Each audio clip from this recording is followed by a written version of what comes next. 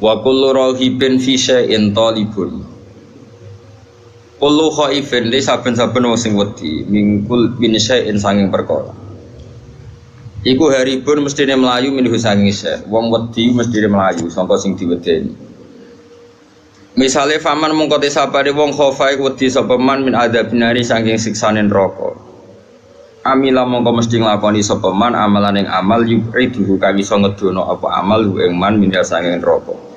Yuridu kang iso ngedono apa amal ing man min saking neraka.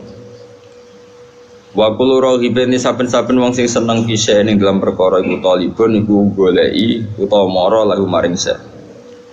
Faman mongko te sapane wong raghiba iku seneng sapa man fil jannati dalam swarga. Amila mongko nglakoni sapa man amalan ing amal yukor ribu kang marakna apa amal ing man ilaiha maring jannah. Mestine wong wedi iku ya mlayu, nek wong seneng ku marani. Nah, cara Sidina Ali ku nasib paling elek swarga ben neraka. Mergo sing seneng tenang-tenang ae, sing wedi ya tenang-tenang wae. Dadi swarga jare Sidina Ali nate guyon niku. Ning donya sing lucu iku loro. Iku wong seneng swarga ya tenang-tenang ae, gak kreatif, gak maksa mlayu, sing wedi neraka ya tenang-tenang wae ora mlayu. Wa kullu anisin utahi wong sing nyaman, yaiku namane aring. Aring ku nyaman yang lebih itu jenenge aring. Kunsubillah wa kullu anisin. Ute wong sing nyaman billahi klan Allah iku mustauhisyur mesti ngrasa asing bil khalqi klan makhluk. Wong sing uripe nyaman be Allah, atine nyaman be Allah, mesti ketemu makhluk iku gak nyaman. Ya tentu kecuali yang ketemunya itu fillah walillah, misalnya dalam konteks belajar atau ibadah. Wa kullu anisin saben-saben wong sing nyaman billahi klan Allah iku mesti mustauhisyur ngrasa asing, rasa aneh bil khalqi klan makhluk. Wa fi nusatin an siji nasah mustauhisyun. Iku bahkan ngerasa aneh, ngerasa asing an-nafsi sing awak dhewe ne aneh. Tidak harus dengan orang lain, bahkan dengan dirinya pun asing. Kok nyamani mbek Allah Subhanahu wa taala. Wal maqalatu tema qala al hadiyatu wal khamsun kang kaping 1 lan 50. Iku ngene. Qala dawuh sapa Dunan al-Misri, sapa Dunan al-Misri radhiyallahu anhu. Dawuh ngene. Al-arifu billahi ta'ala. Al-arifu te wong sing makrifat billahi ta'ala lan Allah ta'ala iku asirun, iku wong sing ditawan. Marbutun tegese kang den tawan hubbi kelawan sebab senenge arif. Wa qalbuhu ta'i atine arif billah iku basirun, iku wong sing peka. Manane peka iku ngerti terus juga basir. Muzayyinun tegese selalu maesi libatini maring batine arif bil muraqabati kelawan nginjen-nginjen. Selain nginjen-nginjen selalu sadar nek Allah itu melihat dia. Wali dzairihi lan maesi maring dzairi wong bil muhasabati kelawan muhasabah. Selalu mengoreksi ngamalai wape ta ora, manfaat ta ora. Sedina ngamal apike wae eleke akeh di jeneng muhasabah. Wa amaluhu lillahi katsir utawi amale wong lillahi krana Allah iku katsirun wa akeh iku katsirun wa akeh. Nyata nggih kula niku kula terangno masalah niki diapalno mawon teng ati al arif billah asir napa al arif billah asir, orang yang makrifat kepada Allah atau makrifatu itu menjadikan dia ditawan. Ditawan maknanya marbutun napa bihubbi, dia terikat atau terpenjarakan. Asir itu terpenjarakan oleh cintanya. Kula akhir-akhir ini sering neliti fungsi maknawi mbek lafzi di semua ayat Quran, di semua ayat Quran. Misalnya nyata, orang itu misalnya dulu sering maksiat, kemudian oleh fikih ditata, orang tukang maksiat itu ditawan itu orang Indonesia gitu di penjara. Misalnya maling, bajingan ya, itu kalau di penjara kan terus gak iso maling meneh, terus gak iso bajingan meneh, mesti di penjara, di borgol atau di sel. Kemudian itu nyata tapi fisik, fisik. Dia mungkin tetap bisa ngordinasi anak buahnya lewat penjara kalau dijenguk atau apa, sehingga banyaklah pengedaran narkoba sangko penjara karena yang di penjara hanya fisik. Kemudian ada penjara maknawi, ini ruang penjara maknawi itu misalnya begini. Ada orang itu sering kecewa dengan istrinya atau dengan anaknya. Tapi ya di situ-situ saja.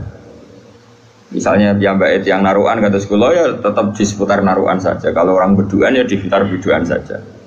Mungkin kalau dia tokoh nasional ya kita kritik Indonesia dari bangsanya pemalas, orangnya agak dinamis kayak Singapura. Dia ya agak kemana-mana tetap di Indonesia. Artinya apa? Ini peringatan di kula jenengan. Mahabbah maknawiyah ini yang penting ditanamkan ulama. Kalau orang mencintai Allah dan Rasul, mencintai Quran, mencintai santri, mencintai kebenaran, meskipun dia agak dipenjara secara fisik, pasti dia ini akan terpenjara secara maknawi, pasti tidak kemana-mana. Pasti apa? Tidak kemana-mana. Jadi misalnya gue senang bojomu, ya tetap di seputar-seputar situ. Soal larang beli ben wayo nomor loro, pokoknya gak jauh-jauh di situ. Dan ini penting kalau pengen ngembang noteng jenengan. Jadi yang diwajibkan oleh ulama adalah kita mencintai Allah dan Rasul. Karena kalau cinta itu pasti di seputar kolongan situ, tidak kemana-mana. Ya, kalau kita mencintai Allah, mencintai hukumnya Allah, pasti di kolom itu, tidak kemana-mana. Meskipun kita tidak dipenjara secara fisik, tapi akan dipenjara secara maknawi. Akan dipenjara secara apa? Maknawi. Maknawi itu tadi, fisiknya kita bebas, tapi agak kemana-mana karena diikat oleh mahabbatullah wa mahabbatullah Rasulih. Itu disebut nama al-arif billah nama asirun, dia marbutun dan cancang bihubbihi klan seneng ning napa Allah. Nah, cara kula ya. Sebanyak mungkin umat Islam itu punya seperti itu dalam banyak hal. Sehingga kita itu tidak perlu lagi penjara fisik. Ya saya ulang lagi, kita tidak perlu lagi penjara napa fisik. Penjara fisik itu repot. Selain tidak efektif juga ya juga tadi ya apa ya cara barco penjara ya potensinya ya kembali lagi. Tapi kalau orang itu hatinya bisa dipenjara oleh mahabbatullah wa rasuli itu luar biasa. Lalu disebut walladzina amanu asyaddu hubbal lillah. Lan kula nu sering sinau banget. Mboten trimo sering sinau banget. Itu di situ ada keterangan begini. Ini cerita wong wedi ambek bapake misalnya, iku ya ora wani marek. Seneng banget, iku ya ora wani marek. Itu ada, ini cerita orang normal kan, orang normal itu serahkan itu. Misalnya gini, kamu wedi ambek ibumu ya ora wani marek, seneng banget ya ora wani. Itu yang dilakukan Sayyidina Ali ketika ditanya, kenapa saya tidak melihat engkau makan bersama ibu kamu? Kata Sayyidina Ali, takut saya kalau ibu saya misalnya penggawe ibu ayam goreng sudah punya rencana itu. Kedisian tak jupuk aku.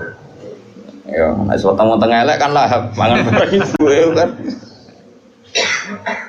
Nah artinya apa? Ya seneng ya marai rawani awor karena takut misalnya itu kan. Kenapa kamu tidak pernah makan bersama ibu kamu? Jawab Sayyidina Ali, takut saya. Ibu saya di hidangan itu seneng misalnya dalam konteks Indonesia seneng apa? Ayam goreng juga serobot. Wes, bum putus asa. Akhirnya milih tempe. Lo tekan tempe, Bu. Serobot bisa. Sehingga masyhur tuh makalah Indonesia itu tidak pernah makan bersama. Sama mungkin orang tertentu yang mencintai gurunya itu tidak berani bareng karena takut ganggu, takut macam-macam, rusak pemandangan macam-macam. Nah, jadi orang itu cara seneng dan cara itu mirip-mirip. Itu kata Imam Ghazali karena khauf dan roja itu mirip-mirip. Nah, sama gue misalnya seneng cawe itu seneng bojomu lagi asik maca mbak lipstik ya, buat lambine anyar. Api gue ora moro-moro, mesti kayak ganteng. Bojomu nak awake ayu seneng ya seneng wae ora awake ayu. Tapi nak kowe seneng kan mesum, ben ngeloni. Nah itu kan dunia yang berbeda. Bojo lagi seneng lambi anyar diganggu, malah mbek kowe mbok coplok iku kan gak fair. Lha nak kowe seneng tenan. Yo duwi, maksudnya duwi ben nikmati nganggo lipstik, nikmati nganggo klambi anyar, pamer mbek kancan. Malah kok parani kene haram. Artinya wong iki bakas wong normal ya. Jadi wong seneng ambek wong gedhe ku padha-padha menghindar sebetulnya. Apa? Menghindar. Wong ora normal iku ora ukuran ya, ora ukuran. Wong ora normal piye ya angel ya. Nah, sehingga kenapa ada wali ditanya, kapan kamu menikmati Allah? Jawabnya dia dulu, ketika saya menjauh dari Allah. Bukan menjauh dengan makna orang fasik itu enggak. Dia menghindari sesuatu yang terkait Allah karena malu kalau ganggu. Makanya saya pernah cerita di ngaji ini, ada wali yang dia jadi wali karena sholat di shaf awal. Dia malu kalau dipanggil Allah kok tidak yang terdepan, sehingga dia sholatnya shaf awal terus. Ketika dia merasa wali paling elit karena yang amal seperti itu, ternyata diberitahu sama Allah kalau wali yang kelasnya dia itu yang sholat di pagar masjid, bahkan di luarnya. Ketika yang di situ, kenapa kamu wali juga udah sholat di belakang? Jawabnya, aku ibu izin. Terus aku akeh awakku ora bener kok ngarep sawangane kok paling bener. ini kan tapi aja tiru lho sing kok guri. Ora usah mbok tiru kelakuane wis ngono. Jadi nek aku kok guri kan gak karena wali tadi, pancen pemalas no. Iku wis ora wali. Umpama niru-niru ya wis gawe Kang ora asli. Maksudnya sing wali asli sing tak critakno iku. Nek niru-niru kan wis gawe. Iku wis gak sah cara wis. Terus plagiat cara ning kampus wis. Lah ijine wong liya mbok bajak ya. Dadi saya wis ra iso niru kan ya mergo kan aku guri niru kula isin Gus Wan pengen aku karep plagiat itu cara kamu gak sah. Tapi dulu ada wali itu malah justru seperti itu. Makanya ini kan pelajaran bagi saya jenengan. Jadi yang penting kita ini sebanyak mungkin menciptakan penjara manawi. Kalau itu sukses itu umat Islam luar biasa. Kalau ngerasa, makanya saya ulang lagi saya itu berhubung yang sekolah kurikulum sudah banyak, yang bikin yayasan formal sudah banyak, yang ingin alim, ingin doktor tafsir fikih banyak, yang ingin punya gelar dalam disiplin ilmu tertentu banyak. Saya itu ingin ada yang selalu tetap seperti saya. Karena kelemahannya sistem kurikulum atau gelar resmi, tentu ini kebaikannya juga banyak. Saya ulang lagi, kebaikannya juga banyak. Tapi masalahnya adalah ini terfisikkan, agama terfisikkan. Saya beri contoh gini, ini yang nyata, bukan jari. Saya punya teman, dia cara berpikir, Gus kita harus bikin kurikulum. Karena kalau kita tidak punya dokter fikih atau dokter tafsir atau dokter ahli sunnah lah pokoknya. Lalu nanti yang jabat di Kemenak itu orang-orang Wahabi atau Salafi Wahabi. Nanti ya kebijakan Indonesia diarahkan Salafi Wahabi.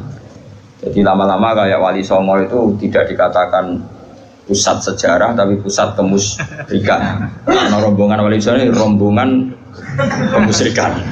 Mau ketuanya ya ketua. Nah, tapi kalau yang megang di departemen itu orang-orang Sunni kan mesti diarahkan ke Sunni juga. Oke itu baik sekali. Tapi saya bilang gini, secara matematika bisa dihitung. Lembaga kenegaraan, departemen, Kemenak lah dalam konteks kita karena santri misalnya Kemenak, itu hanya berapa itu kan? Paling yang ngurusi haji, ngurusi ini itu, ngurusi pernikahan, ngurusi pengadilan agama. Lembaganya itu bisa dihitung, taruh saja 10 terus jumlah yang ditangani hanya berapa kasus. Bandingkan kalau kita, saya ulang, tapi ini tetap penting, saya ulang lagi tetap penting. Ada teman-teman kita di situ dan tentu syaratnya yang punya gelar. Kan nggak mungkin kayak ngelamar jadi dirjen haji terus jeneng sopo Ruhin karir usabar fakir suwi itu ya prestasi. Itu kan poin, cara pengiran poin, tapi cara negara kan enggak. Cara pengiran poin, Kang nyabari nasib suwi itu cara pengiran poin. Terus wis wanen itu cara pengiran yo poin. Ada hadis Allah itu malu nyiksa orang sing wis wanen. Oh itu cara agama poin, tapi cara negara kan enggak. Terus Allah itu senang mau fakir sing lemu. Mergo wis rido mbek kodok kodar iku ya poin. Lah itu gurunya Imam Syafi'i itu lemu. Makanya kata Imam Syafi'i jarang ana wali sebab lemu kecuali Abdul Hasan Asy-Syaibani. Itu dekne dadi wali mergo lemu. Gua ngertak sange ridane mbek Allah mangan.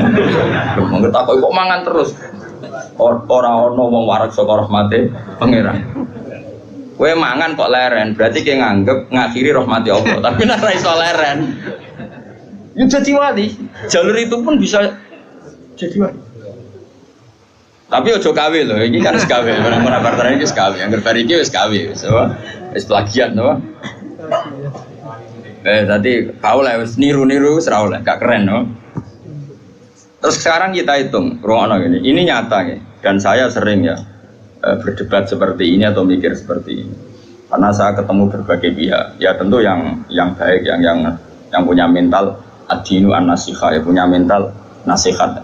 Nasihat itu iradatul khairi napa? Lil khairi, selalu berkeinginan baik untuk yang lain. Lalu ada kiai-kiai kultural kayak Pondok Sarang, Lirboyo, Sidogiri, pondok-pondok besar. Ini kan nggak ada gelar. Tapi setiap di pondok itu diajari madzhab ahli sunnah wal jamaah. Ono sing kerja temangsang yang pedalaman Kalimantan, ono sing bisnis bongkrat buangkrut nganti tuwek melarat, ono sing sugih mergo diorder dari guru privat, ono sing sugih mergo dikultusno dukun nak ndonga mandi, macam-macam. Nah ini kan dari berbagai lini, ono kabeh. Ono sing darani wali, terus rambutnya gondrong, geng, macam-macam. Terus wong yakini nak rambutnya ora kena dipotong. Terus adol gotri yo larang macam-macam lah. Pokoke macam-macam jenisnya macam-macam. Sing sowan yo macam-macam. Pejabat kepentok pangkat sowan. Ana sing sowan tok yo ngombe, ana sing yo gotri, ana sing yo donga. Kula nak maca piyambak abot iki kula sangoni wong jenengan sing maca macam-macam lah. Wong suka ora ngajar kiai di order. Akhir kon maca dhewe mboten saged iki. Kula tok salam template jenengan sing maca. Kiyaine wong dhuwit ku ya penting. Iku yo pinter, dhuwit ditampa terus ngombeni banyu didongani kon ngombe. Wong percaya yakin ya lalah mancing. Macam-macam. Tapi ini nangani ribuan orang, mungkin jutaan orang, dan karena yang nangani ini orang-orang ahli sunnah, maka mereka akan mengembangkan madzhab apa? Ahli sunnah.